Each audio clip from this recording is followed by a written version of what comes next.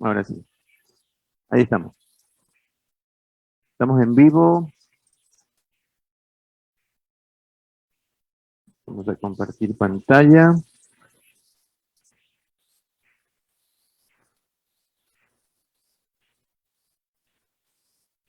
Ahí estamos. Sí está bien el audio, ¿verdad?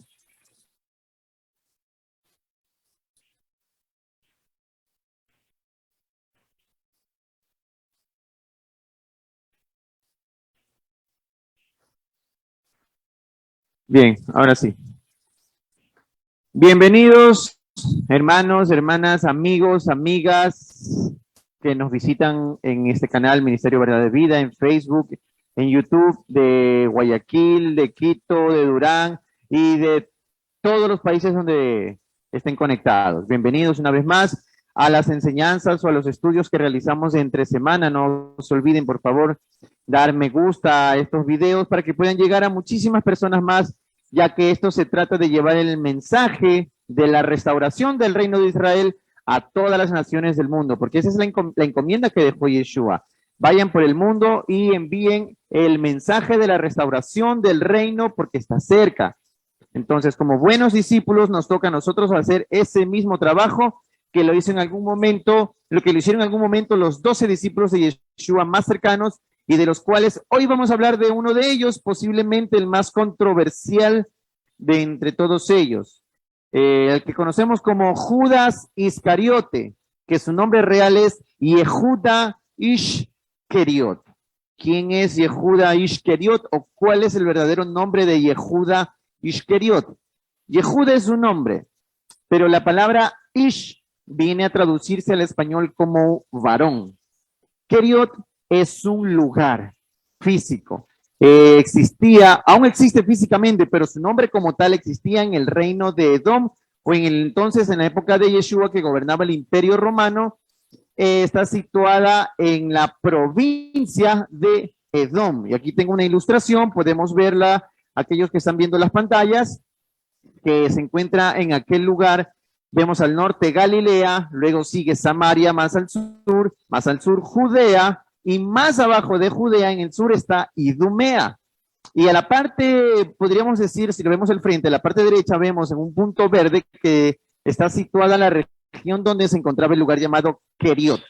Entonces, para poder entender quién era este conocido como Judas Iscariote, que Iscariote no es su apellido, como lo presentan las religiones, ¿no? Entonces, el detalle de todo esto es salir de la religiosidad, es conocer la verdad, lo que o se ha ocultado por una parte, o lo que ni siquiera hemos querido ver, hemos querido aprender, hemos querido buscar, o nos hemos quedado conforme a lo que nos han dicho. Pero el detalle no es quedarnos con lo que nos han dicho simplemente, sino conocer la verdad, porque como dice la Escritura, nos va a hacer libres. ¿Libres de qué? De una condenación por medio de una transgresión. En este caso es parte de la historia lo que estamos aprendiendo, y para poder entender la Escritura en un contexto más hebraico, podríamos decir. En este caso, Yehuda, como es su nombre, era un varón o era alguien de la ciudad de Keriot. Pero para poder entender nosotros quién era este Yehuda con todo lo que hemos conocido del mal traducido Judas, que cuando alguien encuentra un traidor o alguien que le está engañando, entonces lo primero que dice, eres un Judas. Pero este nombre era muy popular en aquel entonces y hasta la actualidad.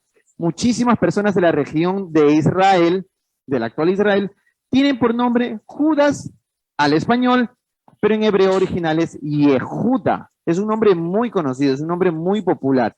Y dice la escritura que uno de los hermanos de Yeshua tenía por nombre Yehuda. Y hay muchísimos Yehuda en la misma historia de Israel y bíblicamente hablando. Pero, ¿qué tiene que ver Yehuda, Judas, conocido como el Iscariote, con Yeshua? Y esto del reino de Edom. Entonces, nosotros, para poder entender qué es lo que quiere decir esto de que este era un hombre de Keriot y qué hacía alguien de Keriot con las personas de Judea, vamos a entender algo. Cuando Abraham tiene su hijo llamado Isaac, en hebreo Yitzhak, este tiene dos hijos. El uno es Jacob y el otro es Esaú.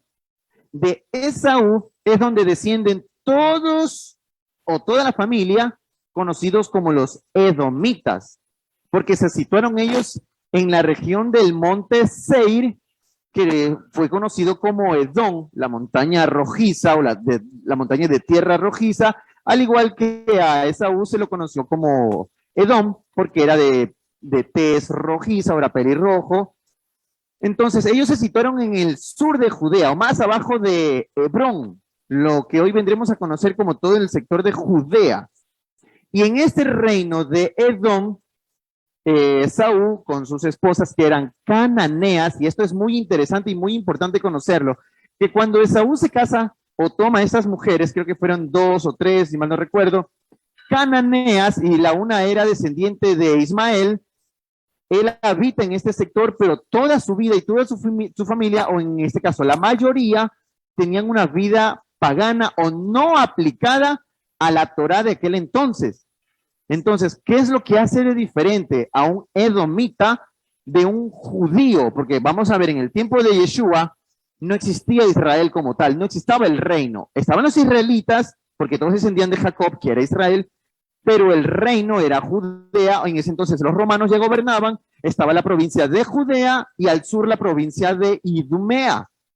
Pero en la provincia de Idumea, donde se situaban la mayoría de los edomitas, descendientes de Esaú, conocidos como Edom, quien se mezcló, quien hizo lo contrario del Eterno, mezclarse con los cananeas. Y el Eterno le dijo a Abraham, y Abraham a sus hijos, a Isaac, y Isaac le dijo a sus 2 hijos, no se casen con cananeas. Pero sin embargo, Esaú se casó con las cananeas, se metió con las cananeas. ¿Y qué adquirió de las cananeas? Rebeldía delante de los ojos del Eterno. Por eso es que en este caso es Jacob aquel a quien se le da la promesa, quien recibe por medio del pacto la promesa de la heredad de la tierra. Cuando Jacob no se casa con las cananeas, sino él toma por esposa a sus parientes descendientes de Sem, él continúa la línea, esto tiene que ver con la genética de Adán. Él conserva la genética de Adán, puesto que es un poco complicado de entender para aquellos nuevos que están viendo estos videos o estas enseñanzas, pero es necesario reconocer esta parte de aquí. La genética o la sangre tiene muchísimo que ver en los planes del Eterno. Y cuando el Eterno le dice a los descendientes de Abraham que no se mezclen con las cananeas, es porque las cananeas no tenían la genética o la parte sanguínea de Adán, sino que estaban mezclados ellos con el enemigo. Podríamos decirlo en estas palabras, de los hijos de Caín. ¿Y quiénes son los hijos de Caín? Todos aquellos que hacen lo contrario a lo que el Eterno estableció a su pueblo. Por eso es que él elige directamente a los hijos de Israel. Y en la época de Yeshua estaba el reino de Judea, o en la provincia de Judea, en la época de los romanos, y al sur Idumea. Entonces, ¿quiénes eran los que gobernaban en ese entonces Judea? Era un edomita, no israelita, vendría a ser en este caso Herodes. Aunque muchos digan el que gobernaba era un romano, porque es lo que enseñaron, o el que gobernaba era un israelita, no, el que gobernaba ahí era un edomita, alguien que no tenía, estaba usurpando el trono, estaba usurpando el reino, o estaba usurpando el poder en aquel entonces en la llamada Tierra Santa, la conocida tierra prometida que el Eterno le dejó a sus descendientes. Entonces, Judas Iscariote o Yehuda Ishkeriot es eso, Judas, hombre de Keriot, del reino de Idumea o de la tierra de Idumea. En aquel entonces ya estaba mezclada Idumea, Judea, Samaria y Galilea, se habían helenizado. Todo esto tiene un trasfondo de años atrás, en la época de la conquista de Alejandro Magno, cuando llegaron los helenos, o conocidos como griegos, y entonces ellos se situaron en todo este sector al momento de conquistarlo, y toda la cultura helénica, pagana, llegó a todos los lugares. Entonces, inclusive hasta en el mismo templo santo, delante de los ojos del Eterno, fue paganizado. Pusieron gimnasios ahí. Los hombres israelitas circuncidados empezaron a restaurar sus prepucios, y en otros casos ya a los niños ni siquiera le hacían la práctica del pacto de la circuncisión. Mas, sin embargo, vemos que toda esta cultura helénica de los griegos fue muy influyente dentro del mundo judío, vamos a llamarle, porque ya estaba dividido el reino. Entonces, toda esa cultura helénica llegó a todos ellos. Entonces, los de Idumea iban a Judea, los de Judea venían a Idumea, porque los que gobernaban ahí generalmente eran los griegos, hasta que llegaron los romanos. Y cuando llegan los romanos, sorpresa, nos encontramos con que hay un idumeo viviendo en Judea, un idumeo viviendo en Samaria, un idumeo viviendo en Galilea. Entonces, era prácticamente una sola región, porque los que gobernaban ahí eran los romanos y les permitían la entrada y la salida a todos. Y como ya comenté antes, aquel que estaba usurpando el reino en Judea era un idumeo, quien no tenía que estar a cargo de eso, de aquel puesto. Entonces, teniendo en contexto esto de aquí, de quién era Judas o Yehuda Iscariot, podemos nosotros hacernos la idea de qué es lo posterior que él vino a hacer delante de sus compañeros discípulos, e inclusive delante del mismo maestro Yeshua, o todos poder pensar por qué actuó de esa manera Yehuda, porque, a ver, era un seguidor de Yeshua, era un seguidor del maestro, vio sus milagros, caminó con él, estuvo con él, predicaron el mensaje de la restauración del reino, pero más sin embargo, Yehuda no tenía el mismo pensamiento que los otros, porque sabía él, es más, no solo por conocimiento, sino por su parte sanguínea, por su genética, que él no era de los nuestros. Acordémonos que en una parte Yeshua dice a los del templo que ellos son hijos de la serpiente, que ellos son hijos del enemigo. Cuando Yeshua les está diciendo esto a ellos, les está declarando, ustedes son hijos de Caín, no son hijos de Adán. Y para más, sin embargo, Yeshua sí dice, cuando el hijo de Adán, refiriéndose a sí mismo, cuando el Ben Adán, el hijo del hombre, aquellos que no conocen muy bien estos términos, cuando Yeshua dice que el hijo del hombre va a venir, él está diciendo el hijo de Adán, el Ben Adán, el hijo de Adán, él vendrá a tomar el reino. Entonces, él, por parte de su sangre, viene de parte de Adán, tal cual como el Eterno planificó esto desde los principios de la creación del hombre. Pero más sin embargo, el Iscariot, el hombre de Queriot, Judas o Yehuda, tenía otro tipo de genética. Pero como les digo, estaban mezclados en este mundo ya helénico. Entonces es cuando se encuentra Yehuda y mira al maestro del cual había escuchado a todos en su región, va a venir el Mesías, o todos los israelitas o judíos están esperando el Mesías, y resulta que él se acerca a este Mesías, pero ¿cómo llega a Judas? ¿Cómo llega Yehuda? Vamos a recordar la parte en la que vimos cuando estuvimos viendo la enseñanza de aquel hombre llamado Shimeón HaCananí. En este caso vendría a ser Simón el Cananeo, como le traducen. ¿Quién era este hombre? Y es posible que la mayoría de todos ellos estén involucrados con este movimiento llamado celote o celotas, o como lo encuentren en las traducciones. Era un movimiento que estaba en contra de la corrupción del templo y en contra más que todo de la invasión romana. Y es muy probable, es muy posible que la mayoría de los seguidores de Yeshua, porque todos estaban esperando la venida del Mesías para que sean expulsados todos los romanos. Y todos los que lo seguían tenían ese mismo pensamiento. ¿Por qué no el de Yehuda, el de Judas? Entonces, cuando Judas llega y se topa con el Mesías, él llega con el pensamiento de un celote, con el pensamiento de alguien que quería hacer ya la revolución y de que a qué hora actúas, maestro. Pero más sin embargo, él se topa con Yeshua y como cualquier alumno, tenemos nuestro maestro que nos enseña la escritura, la Torá y todas las instrucciones. Nosotros esperamos, seguimos esperando, cada vez vamos dándonos más cuenta de cómo nosotros reconocemos si este maestro es enviado por el Eterno. En este caso, si Yeshua era el Mesías. Veían los milagros, miraban a los muertos de revivir, resucitar. En el caso de, se me escapa el nombre de Lázaro, Eleazar, exactamente, gracias. En el caso de Lázaro, que lo resucita Yeshua, y ven muchísimos milagros y hay aglomeraciones en el que ven que Yeshua está sanando gente. Por último, hay una situación en la que de un techo bajan a un enfermo para que Yeshua lo sane. Mas, sin embargo, estos 12 que estaban más cerca con Yeshua son los que vieron esa postura de que este no es un hombre o un profeta que viene a hacer milagros, este es de verdad, es el Mesías. Pero como ya les comento, Judas o Yehuda llegaba con ese pensamiento de celote, de revolucionario, de alguien que ya tenía las armas y quería, ¿a qué hora vamos a hacer la guerra? ¿A qué hora vamos a expulsar a los romanos?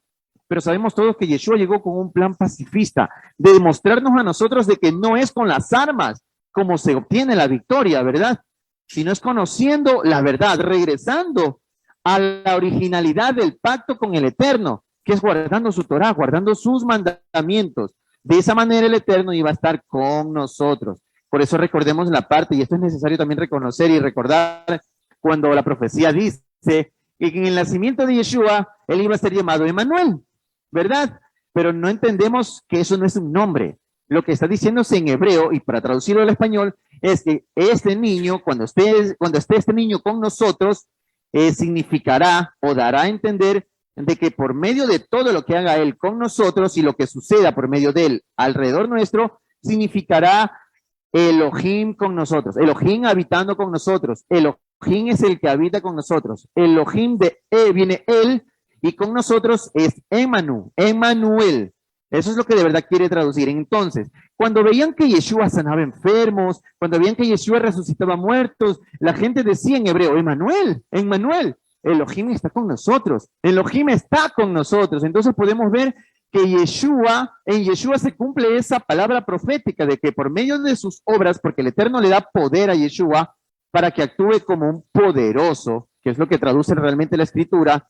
Entonces, los discípulos, los más cercanos por lo menos, porque había muchísimos más que lo seguían a Yeshua, pudieron ver eso en él. Entonces ellos estaban más que seguros, este es el Mesías, este es el hombre, al igual que Judas y Judá pudo ver en él lo que tal vez no veían en otros llamados también Mesías, porque se habían levantado muchísimos, o más que todo el pueblo había levantado a un hombre que tal vez empezó haciendo una sedición y el pueblo le empezó a respaldar, porque eran todos los que querían salir de la opresión del pueblo, de los romanos, de los invasores romanos. Entonces, este líder o cualquier líder tomaba fuerza porque el pueblo le acompañaba. Entonces, no veían en ellos lo que veían en Yeshua. Vamos a ver en Mateo 10 que dice, desde el 1, Yeshua llamó a sus 12 talmidín, ahí se traduce como discípulos, y les dio autoridad. Cualquiera no podía dar autoridad, solo aquel a quien se le dio la autoridad, en este caso es Yeshua. Entonces dice que les dio autoridad para echar fuera espíritus inmundos. Aquellos dicen demonios, realmente no es demonios, esa es una traducción o una interpretación griega. Realmente lo que vino a él a echar fuera son espíritus inmundos, o sea, espíritus, alguien que tiene vida y que estaba inmundo. Según la escritura, ¿cómo se vuelve inmunda una persona? Cuando toca el cadáver de un animal inmundo, por ejemplo, un perro. Si un perro se muere, un sacerdote o quien sea venía y tocaba el cadáver del perro muerto, ya estaba en un proceso o en un estado de inmundicia para poder entenderlo. Eso es lo que vino a hacer Yeshua. A los que hicieron pecado, por ejemplo, si un hombre que toma a su mujer durante su periodo menstrual, que la escritura dice que eso lo vuelve inmundo, él estaba en pocas palabras haciendo lo que el Eterno no le mandó a hacer. Porque según la escritura dice que el hombre no tomará a su mujer en un estado de menstruación, en su estado de menstruación. Pero si yo voy y hago lo contrario a lo que me dice el Eterno, me voy a volver inmundo.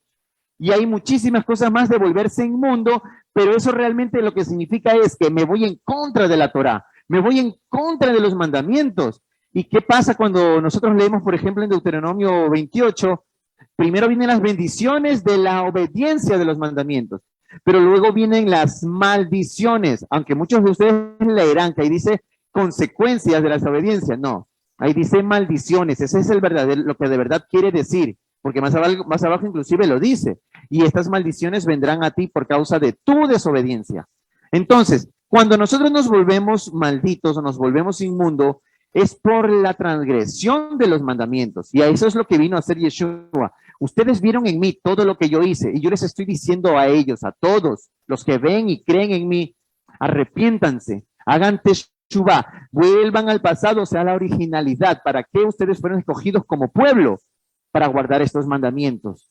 Para eso fuimos elegidos nosotros, para demostrar a todos aquellos que nosotros sí podemos ser capaces de encaminarnos delante de las instrucciones del Eterno. Entonces, a eso vino Yeshua y sus discípulos también lo estaban aprendiendo. Y los más cercanos veían esto y empezaron a hacer lo mismo. Empezaron a hacer y a tener la autoridad por medio de Yeshua para sacar, liberar a esas personas que estaban inmundas, o sea, que hacían lo contrario a guardar la Torá. Se volvían inmundos o se volvían malditos porque dejaban de obedecer los mandamientos de la Torá. Aquí dice también en el mismo 1, y para sanar toda clase de enfermedades y dolencias. En ningún momento nosotros podemos leer aquí en el libro de Mateo que dice para sacar demonios o para echar fuera demonios. Más adelante en los otros llamados evangelios son interpolaciones que por medio del pensamiento griego se pusieron ahí. Entonces lo que de verdad es que Yeshua vino a expulsar o a liberar esos espíritus o pensamientos inmundos que iban en contra de las escrituras. O sea, ya no, apártate de eso, arrepiéntete de todo eso y regresa a la originalidad de guardar los mandamientos. En el 2 dice, estos son los nombres de los 12 emisarios. O sea, aquí vemos nosotros cómo recién está apareciendo el nombre de Yehuda Iscariot para poder tener idea de en qué momento entra la figura de este personaje de hoy en la vida de Yeshua. Más antes no nos da datos históricos la misma escritura, pero ya les di una pequeña entrada de cómo pudo haber llegado Yehuda a la vida de Yeshua, como lo hicieron muchísimos, como lo hizo Pedro, como lo hizo Juan, como lo hizo Andrés. Muchos de ellos ya venían con un pasado de revolución y querían seguir a un líder más fuerte que ellos y revolucionario que impulse este movimiento. ¿Cuál? El de expulsar a los romanos. Ese era el pensamiento. Querían todos ser libres de la opresión romana para poder vivir bajo sus leyes, para poder vivir bajo sus normas sin ninguna traba. En el 2 dice, estos son los nombres de los 12 emisarios. Primero, Shimeón, llamado Kefa, al que conocemos todos como Pedro, y Andrés, su hermano. Jacob, el hijo de Zebedeo, y Juan, su hermano. Ahí dice Yohanan, pues es un nombre en hebreo original. En el 3 dice, Felipe, el hijo de Ptolomeo, Tomás y Matías o Matitía. Este es Levi, el hijo de Alfeo, que es el recaudador de impuestos o cobrador de impuestos, como se lo conoce en la Biblia. Jacob, el hijo de Alfeo, y Tadeo. En el 4 dice, en el Mateo 10:4, Simón, al conocido como Celote o Celota, y Yehuda de Keriot, el que le traicionó. En el 5, a estos 12 Yeshua envió con las siguientes instrucciones. Y este es el mensaje, este es el impulso de Yeshua con sus discípulos. No vayan a territorio de los, en este caso, paganos. Aquí la palabra goyim podemos nosotros entenderla como pagano que nació dentro del paganismo y sus padres son paganos y no conocen otra vida más que el paganismo, o también goyim, que se traduce como gentiles, que no lo eran, pero se paganizaron. En este caso, Yeshua manda a los que a los que realmente no eran paganos, pero se paganizaron. Pero cuando Yeshua dice aquí, no vayan por territorio de los goyim, es que no vaya donde los que naturalmente son paganos de toda su herencia familiar. No entren a ningún pueblo de Samaria. En el 6, vayan mejor por las ovejas perdidas de la casa de Israel y proclamen que el reino de Yahweh está cerca. A esas ovejas perdidas de la casa de Israel es el mismo trabajo que continuamos haciendo hoy en día nosotros, ir por las ovejas perdidas de la casa de Israel. Son aquellos que escuchan la voz del maestro y empieza a despertar algo en ellos. ¿Qué es esto? Muchos vienen del catolicismo y otros están en el cristianismo, pero se dan cuenta de que en sus iglesias o en sus lugares de reunión no hay más que palabras bonitas, no hay nada más que un motivador, pero empieza a leer su escritura y se da cuenta de que ahí hay otra cosa, de que ahí hay otra vida, de que lo que se está practicando ahí no tiene nada que ver con lo que está escrito. Entonces empieza a haber un despertar. ¿Y cuál es ese despertar? Esa es la oveja por la cual el maestro deja las 99 y va por ella. Ese es el llamado. Y entonces a nosotros también nos toca hacer el mismo trabajo. En este caso tenemos muchísimas herramientas que las estamos utilizando, como son las redes sociales, pero también es persona a persona, buscar esa oveja perdida. ¿Para qué? Y en el 7 nos dice, para decir que el reino de Yahweh está cerca. ¿Cuál es el reino de Yahweh? El reino que él instauró en toda la tierra y toda la herencia de que el Eterno le mencionó a Abraham, desde Abraham. Entonces, ese reino que el Eterno le promete a Abraham es el cual Yeshua viene a recuperar. Ese es el reino que viene a recuperar. En Mateo 26, nos adelantamos bastantito por el hecho de que la escritura no nos da mucha información de la vida de Yehuda, de Judas. Y vemos nosotros que ya está en la situación en la que han pasado aproximadamente 3 años, en la que estaban pregonando el mensaje del Eterno, vuelvan al camino de la Torá, estaban sanando, estaban resucitando muertos, estaban viajando, estaban y iban inclusive a las festividades al templo, y vemos que Yeshua en muchas ocasiones va con sus discípulos, o sus discípulos van con él, hacen los milagros, les dan de comer, pero esta es la parte clave donde aparece de verdad el personaje Yehuda, en el cual estamos hablando hoy. Mateo 26:15 dice, y les dijo Yehuda, ¿qué están dispuestos a darme si les entrego a Yeshua? ¿Qué sucede ahí? ¿Por qué Judas va al sumo sacerdote o va al templo y ofrece al maestro? Como podemos ver o vimos antes, el pensamiento de Judas o de Yehuda. Eran dos motivos por el cual él pudo haber hecho eso. El principal o el primero es que él venía de un movimiento revolucionario y él veía que su líder no hacía lo que él quería que haga. ¿Cuál es el pensamiento de un celote? Un celote lo que quiere es sacar las armas y vamos a dar guerra, vamos a apuñalar, vamos a matar, vamos a expulsar a los romanos a la fuerza. Pero no era ese el mensaje de Yeshua. Mas, sin embargo, Judas o Yehuda, al no ver que su maestro o su líder está procediendo como él quería que proceda, entonces está adelantando a hacer algo totalmente en contra de lo que vino a hacer Yeshua, por un lado. Por otro lado, como lo mencioné antes, por medio de su genética, él no era de los israelitas, no era realmente del pueblo. Él venía de una tierra, de un pueblo cananeo, de un pueblo al cual no puedo decir yo que no le importaba el resto de la gente, porque si no, no hubiese estado con Yeshua. Pero más sin embargo, era alguien que tal vez no se acercó 100% a la obediencia de Yeshua, porque si él se hubiese acercado a la obediencia de Yeshua, que vuelvan a los mandamientos, él no se hubiese ido en contra de su maestro, porque es lo que enseñaba. El hermano Marcelo va a hacer una intervención. Sí, muy buenas noches. Shalom, hermano. Bueno, son hipótesis, ¿no? Estamos hablando de hipótesis porque no existe muy detallada una historia que describa más que su nombre, que lo delata, el apelativo del lugar de origen, obviamente es un idumeo, ¿no? Para nosotros poder entender parte, yo me sostengo en una de las hipótesis que tú mencionas. No tanto por el lado de Zelota, que es una buena opción, es una interpretación de que él quería la revolución, pero estamos viendo que él era un idumeo y los idumeos no son muy dados a llevarse con... Por eso es que los romanos pusieron a Idumea a cabeza del reino. Ya. La hipótesis que se sostiene por otro lado es que él era un hombre ambicioso, no espiritual. Como tú me imagino que ya mismo vas a leer ese verso de 17.2, de Juan 17.2, que dice, no perdía ninguno, solo el hijo que estaba para corrupción. O sea, una persona que tiene el linaje corrupto. Exactamente, ya, es lo que iba a mencionar. Sí. Sí que entonces, lo que pasa es que nosotros vemos ahí a un encargado de la bolsa. Es idumeo, es un falso judío, es una sombra profética de la banca después del siglo XVII. O sea, es la línea de Don. O sea, ¿qué es lo que pasa? Cuando una persona, un israelita toma a una mujer cananea, no está tomando una simiente animal. No es como Efraín que salió y se mezcló con la simiente animal. Se está mezclando con la simiente de la serpiente. Entonces, no puede calificar. Para él no es la salvación. No es el reino para él. Exacto. Entonces, Yeshua sabía lo que estaba pasando con él. Pienso que esta es una de las opciones más probables.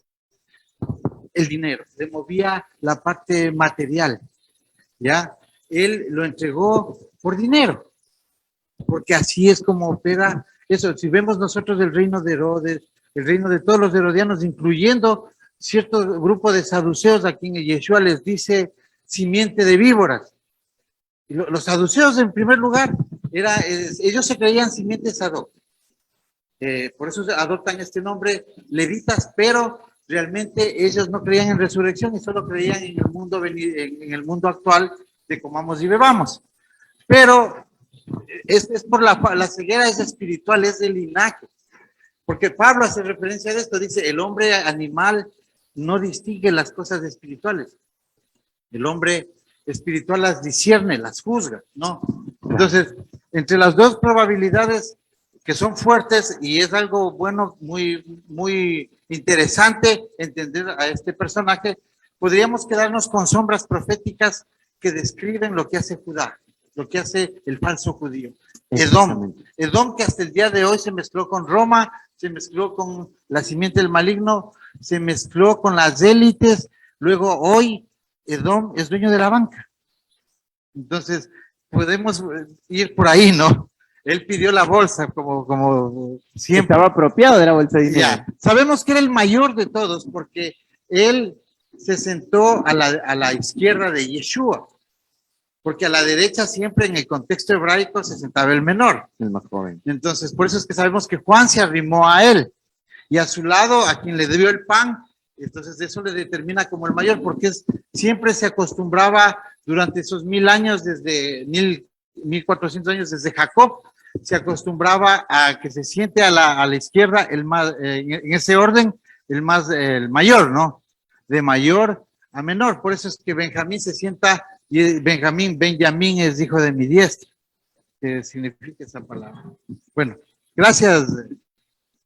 No, gracias a usted. Realmente es un aporte demasiado importante. Por eso es que yo, al momento de dar la introducción de dónde es que proviene Yehuda o Judas, mencioné la situación geográfica que venía de Edom, porque es necesario saber y es necesario que comprendamos, aunque muchos desconocemos o ignoramos esta parte de la historia o de la vida de Yehuda. Él era un edomita y hoy en día, como dice el hermano Marcelo, la banca edomita o el poder edomita es el que está gobernando en Roma, porque de Roma, el original que fundó este reino o esta tierra era descendiente de los edomitas, Romín. No es el típico Rómulo y Remo, como nos lo ha pintado la religión o la historia misma. Realmente es parte del reino de los edomitas quienes hoy en día siguen gobernando, al igual que la banca de los falsos judíos, quienes por medio de este llamado poder o de decir somos judíos o somos israelitas, entonces la gente lo que hace simplemente es obligar a, mira, estamos siguiendo a los judíos, al pueblo del Eterno o al pueblo de Dios, como le dicen las religiones, y se dejan embaucar en tantas mentiras y en engaños. Continuamos entonces. Dice en el 26 que en el 15, desde ese momento buscaba una buena oportunidad para traicionarle. En Juan 12 vemos que antes de que suceda esto de aquí, o sea, para poder entender qué lo motivó o qué aún motivó más a este personaje a hacer lo que hizo que le costó prácticamente a él mismo también su vida, luego se arrepintió. En Juan 12 vemos que dice, 6 días antes de la festividad de Pesaj, Pascua, Yeshua vino a Betania, donde vivía Eleazar, el hombre que Yeshua había levantado de entre los muertos, al que había resucitado. Este Eleazar se conoce como Lázaro. En el 2 dice, y dieron una cena allí en honor a él, a Yeshua. Marta servía la comida y Eleazar era uno de los que estaban en la mesa con él, compartiendo. Miriam, o conocida como María, cogió una pinta o un frasco de aceite de nardo puro y que, por cierto, muy caro, como dice la escritura, lo derramó sobre los pies de Yeshua y lavó sus pies. Con sus cabellos inclusive los secó. Y así en la casa quedó llena con el olor y la fragancia de este perfume. En el 4 dice, pero uno de sus talmidim, uno de sus discípulos, en este caso, Yehuda, el hombre de Keriot, el que estaba a punto de traicionarle, dijo, este perfume vale 1 año de jornales. Y él toma un tema muy importante que puedo yo pensar que este es un pensamiento de un hombre rebelde, un hombre que a pesar de que estuvo tanto tiempo con Yeshua, tanto tiempo con la congregación que Yeshua había formado, con todos los milagros que vio, con toda la maravilla que presentó Yeshua como enviado del Eterno, él tomó este mensaje tipo sedicioso, tipo en contra de su maestro, en contra de aquel que le está guiando. Y es posible que en algún momento Yeshua pudo haber defendido tanto a los pobres que Yehuda preguntó esto, ¿por qué no fue vendido y el dinero dado a los pobres?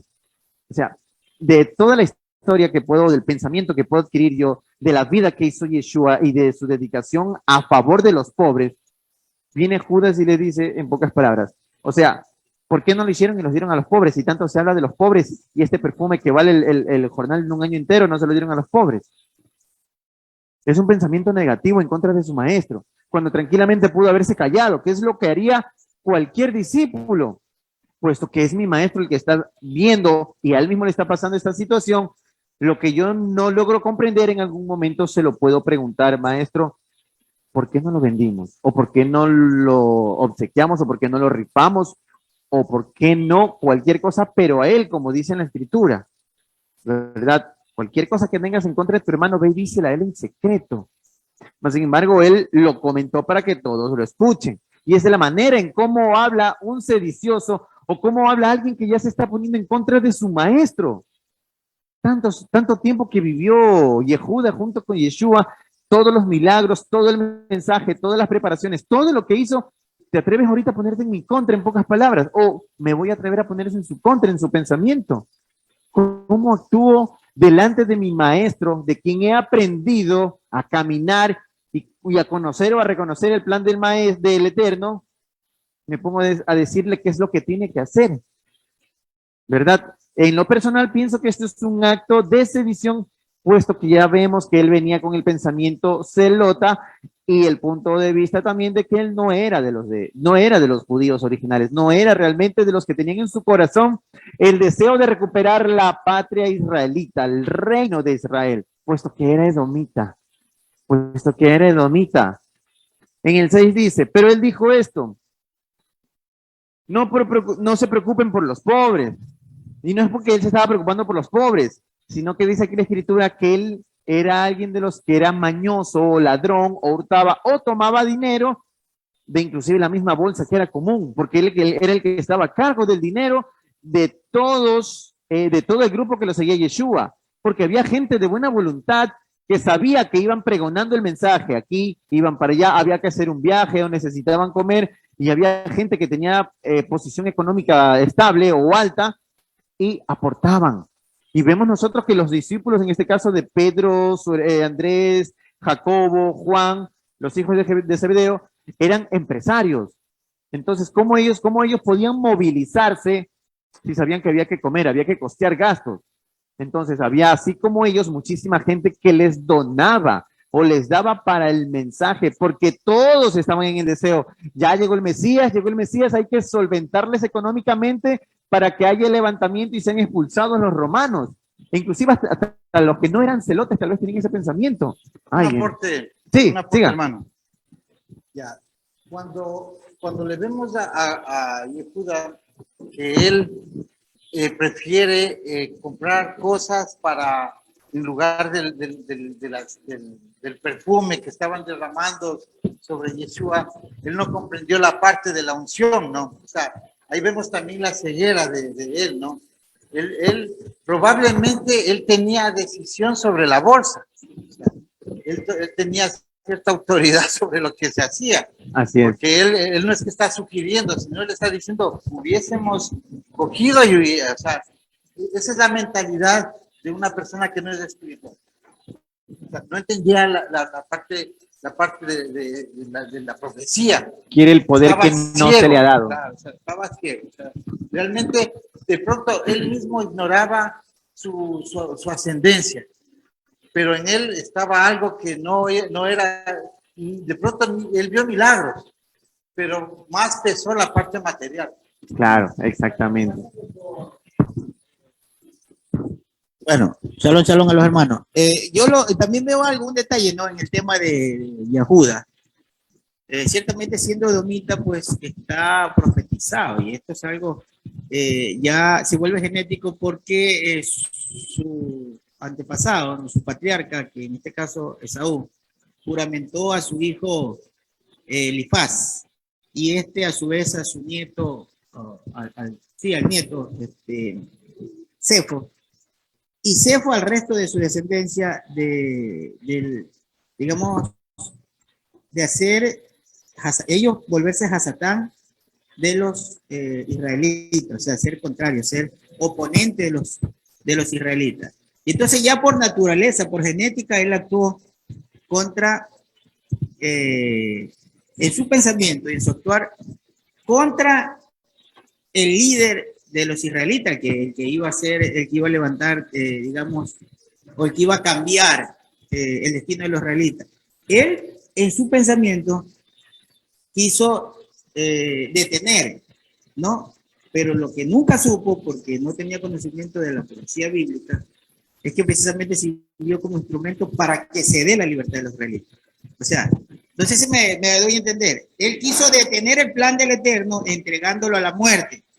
Lo que él no sabía es que al entregarlo a la muerte estaba iniciando el plan del Eterno de libertar y de conformar una vez más el reino que él quería evitar. Una sombra profética y esa es la manera como el Eterno nos ha enseñado a analizar, ¿no? Para deducir un asunto. Cuando él se sienta a la diestra como el mayor, prácticamente está haciendo funge de primogenitura, ¿ya? Él está vendiendo la primogenitura igual que su padre Esaú. O sea, vendió en 30 monedas la primogenitura. Es lo mismo que hizo Esaú por un plato de lentejas, ¿no? Por mayor, porque era el mayor. Así es. Bueno, teniendo el contexto de esto que están aportando los hermanos Marcelo Espinos y Marcelo Pazmiño, podemos ver que en Mateo 26 dice, y mientras estaban comiendo, esto ya era la cena de Pesaj, y como mencionó el hermano, a la izquierda estaba el más joven y a la derecha estaba el mayor, en este caso Yehuda, que es el personaje de hoy. Dice, y mientras estaban comiendo, dijo, sí, Yeshua dijo, les digo que uno de ustedes me traicionará. Ellos se pusieron terriblemente enfadados y empezaron a preguntar uno tras otro, Adón, maestro, ¿acaso quieres decir que soy yo? Él respondió, el que moje su matzá, que es pan sin levadura, en el plato conmigo, es el que me traicionará. Voy a hacer una pausa aquí. Podría pensar tal vez que en este caso Yehuda se sentía con muchísima confianza delante de Yeshua o al lado de Yeshua, que hasta podía mojar el pan en su plato, porque imagínense, un discípulo o un estudiante tener esa confianza con su maestro hasta de venir y cojo mi pan y lo mojo en tu plato y me lo como. O sea, él estaba buscando algo más allá que simplemente ser compañero de Yeshua. Él estaba buscando el poder al lado de Yeshua, o el poder por completo, si no podríamos pensarlo así, sino porque él tenía el poder del dinero. O sea, él estaba a cargo de una parte del poder o de ese pequeño gobierno que estaba teniendo Yeshua con sus discípulos. En el 24 vemos que dice, el Ben Adam, el hijo del hombre, morirá, así como dice el Tanaj, pero hay del hombre por el cual el hijo del hombre es traicionado. Mejor hubiera sido para él que no haya nacido nunca. Mi hermano. Disculpe otra interrupción. No es necesario. Yo realmente me maravillo, ¿no? Ahora justo que estamos acá con Marce, con la presencia de nuestro hermano, que lo extrañamos por acá, ya lo tenemos aquí de vuelta. Y qué interesante, ¿no? Cuando se hacen estos temas, estamos aquí todos para poder aportar. Yo veo, por ejemplo, ahora, realmente no me he detenido nunca a analizar este tipo de temas, como lo está haciendo el hermano. Muy interesante la biografía de los Soliajín, de los apóstoles, porque realmente eso ayuda a entender muchas cosas. En el caso de Yahuda de Iscariot, como nunca deberían de haberle cambiado o traducido su nombre y su procedencia, porque ya se cambia realmente el sentido de lo que se debe comprender, ¿no? Este hombre realmente tenía su propio plan, ¿no? Él tenía su propia agenda.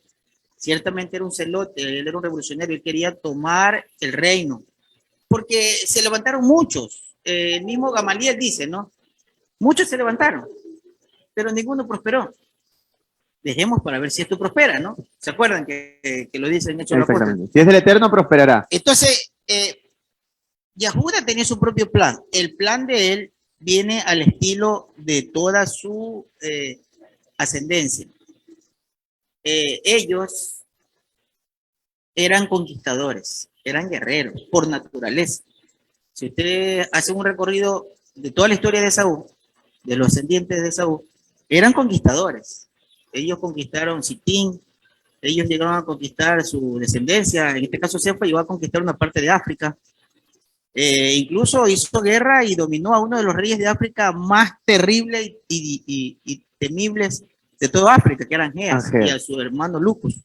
O sea, ellos eran realmente guerreros, ¿no? Se convirtieron en guerreros por las circunstancias, se convirtieron en guerreros. Entonces, este hombre Yahuda, veo por lo que estamos analizando ahora, y escucho, y entonces me viene este análisis, él tenía su propia agenda, y era la conquista, ¿no? Era la conquista. No es que quería liberar al pueblo de Israel, él quería la conquista, quería conquistar, porque todos ellos siempre han querido conquistar, y luego de conquistar, ponerse por encima del pueblo de Israel, porque ese siempre ha sido, entre ellos, sobre todo entre los descendientes de Saúl, siempre ha sido ese el objetivo. Pero no, como está profetizado, ellos nunca van a prosperar. Nunca van a prosperar en contra del pueblo de Israel, porque eso está profetizado y eso siempre va a ser, el resultado siempre va a ser contrario para ellos, porque así está profetizado. Claro, eso está profetizado y por eso él no prosperó. No prosperó porque él cuando se dio cuenta que no lo iba a poder utilizar a Yeshua para sus prósperos planes, entonces lo entregó a la muerte. Porque no era un hombre al cual él iba a poder manipular. Ahí realmente le salió el tiro por la culata, como se dice vulgarmente, y no pudo concretar su plan. ¿Algo va a decir Marce?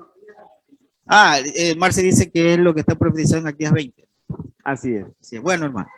Vemos en Mateo 26, en el 46, que dice, levántense. Esto es después de la situación en la que está Yeshua con sus discípulos en el huerto de Getsemaní, conocido como el huerto de Getsemaní. Entonces, después de hacer estas tres plegarias o oraciones, Yeshua se acerca a donde sus discípulos que estaban dormidos, unos cuantos. Después de que pasó la cena de Pesaj, porque, bueno, hay un video donde hablamos de la cena de Pesaj. Para aquellos que no han escuchado esto, ¿cuál es la cena de Pesaj? Pueden revisar en el canal de YouTube, que recién nomás subimos un video con respecto a la cena de Pesaj, conocida como la Santa Cena. No me salgo del tema. Seguimos entonces.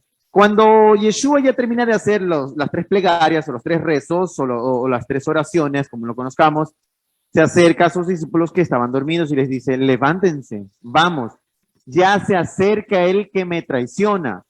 En el 47 dice, mientras Yeshua todavía estaba hablando, vino Yehuda, uno de los 12, o sea, uno de los 12 seguidores o discípulos, acompañando a una gran multitud con espadas y garrotes.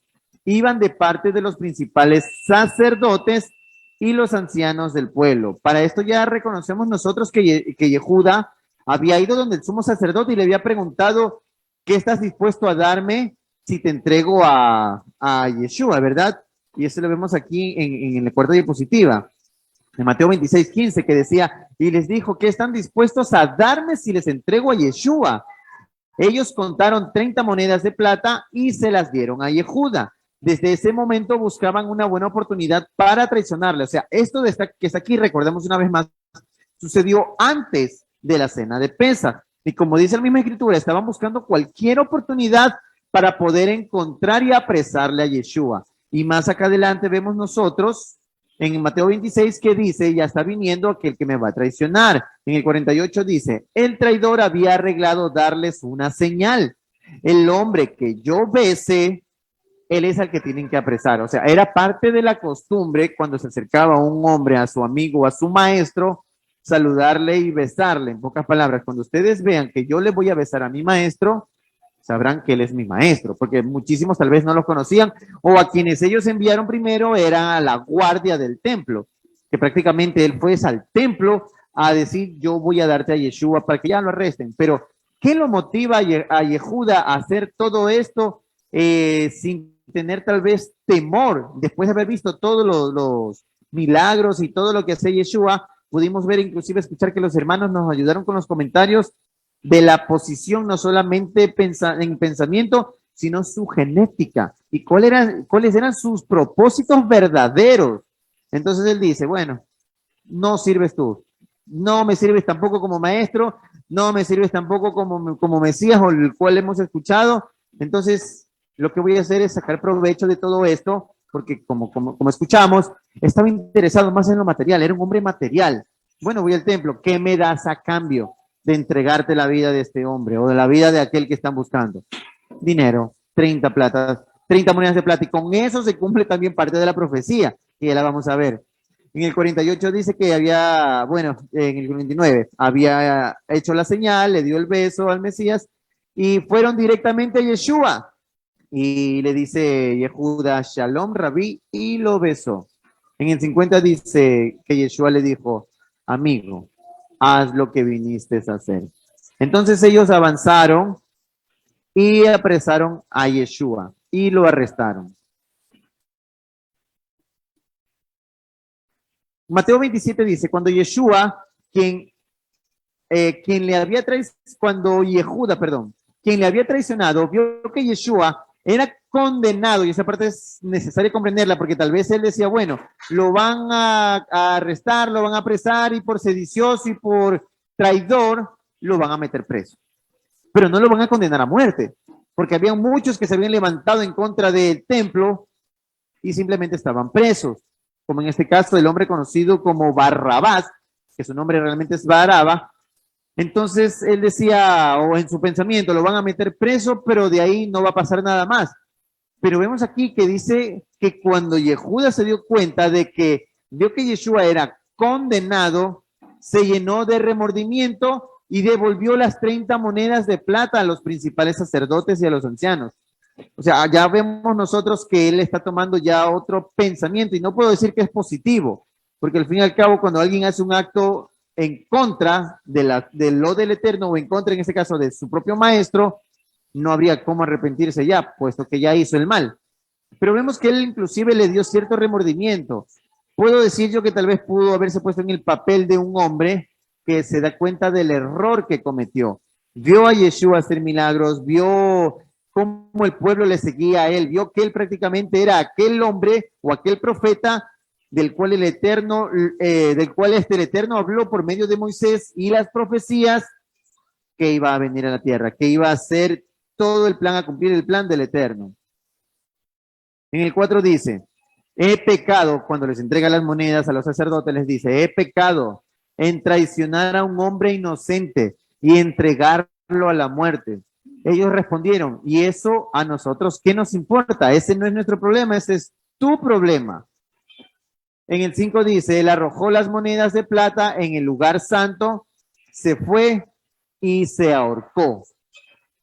Los principales sacerdotes recogieron las monedas de plata y dijeron, es prohibido poner esto en el tesoro del templo, porque es dinero ensangrentado. Así que decidieron usarlo para comprar el campo del alfarero para cementerio de los extranjeros. Mateo 27. Así es como llegó a llamarse este campo, el campo de sangre, que es conocido hasta el día de hoy en Israel. En el 9 dice, entonces, lo que el profeta Zacarías habló fue cumplido, y ellos tomaron las 30 monedas de plata, que fue el precio que los sacerdotes de Israel acordaron pagar por él.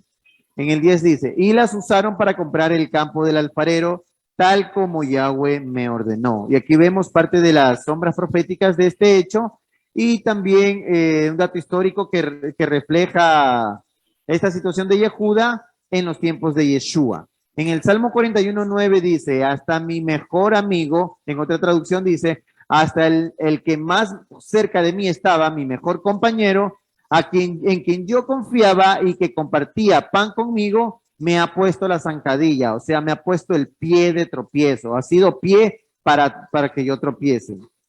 En Zacarías 11, en el 2 y el 13 dice, y les dije, si os parece bien, denme mi salario, y así no dejadlo, y pesen por mí 30 piezas de plata. En el 13 dice, y me dijo Yahweh, échenlo en el tesoro hermoso, échenlo en el tesoro, hermoso precio con que me han apreciado. Y tomé las 30 piezas de plata y las eché a la casa de Yahweh al tesoro. Aquí hay un dato en el cual muchísimas personas dicen, pero hay una confusión porque dicen que se ahorcó, y en Hechos 1:18 dice otra versión de la muerte de Yehuda. Vamos a leerla y vamos a entender qué pudo haber pasado según un dato histórico. En Hechos 1:18 dice, y con esto culminamos, hermanos, y si los hermanos tienen algo más que acotar, sería excelentísimo para poder tener más contexto de esto. Con el dinero que Yehuda recibió por su acto maligno, se compró un campo, y allí cayó de cabeza y murió. Su cuerpo se hinchó, se reventó, y todas sus entrañas se derramaron.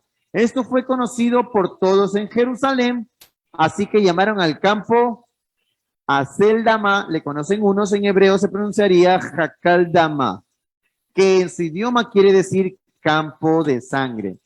Dicen unos que se ahorcó, dice una versión, perdón, que se ahorcó, y según una versión de Hechos 1:18, que cayó de cabeza, se hinchó su cuerpo y se reventó y salieron sus entrañas, ¿verdad? Que se derramaron. Pero ¿cómo él pudo haberse colgado de pie, o sea, haberse amarrado los pies y luego caer? Lo más probable es que se haya ahorcado, que haya estado pudriéndose, que se haya hinchado y con el peso la cuerda no haya sujetado. Son datos científicos que inclusive personas en ciertos debates han llegado a esta misma conclusión que pude haberla también tomado yo. Y lo que sucedió es que cayó su cuerpo, golpeó su cabeza y estaba muerto, y de lo hinchado que estaba tal vez, o de lo que nadie quería tocar ese cuerpo, pudo haberse reventado en el suelo y sus entrañas se cayeron. Entonces todos supieron que aquel hombre que estaba colgado ahí era Yehuda, uno de los seguidores de Yeshua, que se ahorcó y luego o se arrancó la piola o alguien lo bajó o alguien lo soltó, cayó, se golpeó la cabeza y de lo hinchado tal vez que se estaba pudriendo, se reventó y sus entrañas se regaron. Y este es el fin o parte del fin, porque no se ponen de acuerdo muchísimos, o posiblemente este sea la mejor parte de ponerse de acuerdo, en el que termina la vida de Yehuda, un hombre realmente más que celota, sedicioso delante de Yeshua y para los planes del Eterno. No sé si los hermanos quieren hacer una acotación antes de culminar. Bueno, hay un detalle, ¿no? Interesante sobre la muerte de él, pues la verdad ya no trae mucha revelación, ¿no? Lo importante es que murió y tenía que morir por la transgresión. Ahora, el tema es las monedas, ¿no? ¿Qué se hizo con eso? Él no fue el que compró el campo, ¿no? Él devolvió el dinero. Él devolvió el dinero y los sacerdotes no podían, ese dinero que fue producto de, digamos, de sangre, ya un cohecho y es por sangre, no lo podían volver a poner en las arcas del templo. Entonces ellos compraron lo que significa Cajal Aldama, que es Cajal es una agrupación, un recinto para entierros. O sea, no podían regresar esas, pero solamente intentamos eso, o sea, si alcanzó para comprar una parcela de esa naturaleza, no era poco dinero, ¿no? Claro. No era poco, era mucho. Por eso dice que lo aprecia, claro, obviamente, aprecian a su rey, al que los viene a libertar con tan poco, ¿no? Por eso dice eso en el Salmo, en la poesía, ¿no? Pero el tema es ese, o sea, los sacerdotes no podían regresar ese dinero ya a las arcas, se vieron obligados a comprar un campo. Y eso ya estaba profetizado, o sea, tenía que suceder así, pues estaba profetizado, de hecho. Para concluir, así una opinión que sale que resalta, ¿no? El tema de las dos simientes, o sea, es importante en la vida de Yehudá, porque a él se le dice el que estaba para destrucción, es un hijo de destrucción. ¿Quién es el asesino desde el principio? Yeshua mismo dice, ¿no? Cuando en Juan 17:12 dice, no he perdido ninguno, solo el que estaba, el hijo de destrucción, el que estaba para perdición, ¿no? Cuando vemos eso, estamos viendo que hay un linaje que no va a resurrección, que es la simiente mixta. O sea, un cananeo, ¿no? Un linaje con cananeo. Eso es diferente. Por eso es que Yeshua, el Eterno, manda a exterminar a los pueblos cananeos. Porque hay una mezcla, podríamos decir ahí, y vuelta cuando está con otros pueblos, dice, no, a este no les toques. O sea, solo así se puede entender lo que hizo el Eterno. Entonces, ¿qué es lo que vemos de aquí? Un personaje de simiente, digamos, de una familia, de una genética dudosa, ¿no? Que no comprende las cosas espirituales y se guió por lo material. Esa es una opción. Gracias. Con eso concluimos, hermanos, y vemos que aunque parezca que la vida de Judas Iscariote, y Judá, el hombre o varón de Keriot, Es muy corta en la Biblia, pero realmente es un contexto o un tema amplio en el cual tenemos que adentrarnos, inclusive hasta en estudios genéticos y consanguíneos, para poder entender el plan del Eterno y el plan del enemigo, puesto que el plan del Eterno estaba de parte de Yeshua y y en este caso el que representaba el plan del enemigo era Yehuda Iscariot. Y con esto, hermano, podemos entender nosotros que siempre es el plan del Eterno que está por encima del enemigo, como dice el hermano y las profecías también. Aquel que tenía que ser puesto para destrucción, como dice la profecía, fue puesto para destrucción. Hermanos, que estas enseñanzas que vienen de parte del Eterno sean para ustedes de edificación y para fortalecer realmente su pensamiento, su contexto histórico, su conocimiento para el momento en el que de verdad pongan la escritura delante de ustedes, pueden entenderla ya no como un pensamiento religioso, sino como un pensamiento con base histórica y verdadera, en un pensamiento hebraico, puesto que la escritura se escribió en hebreo. Y si alguna vez o si alguien escribió en otro idioma, sepan lo que lo escribió con un pensamiento hebreo. Shalom a todos, un abrazo, saludos a todos y nos vemos en la próxima.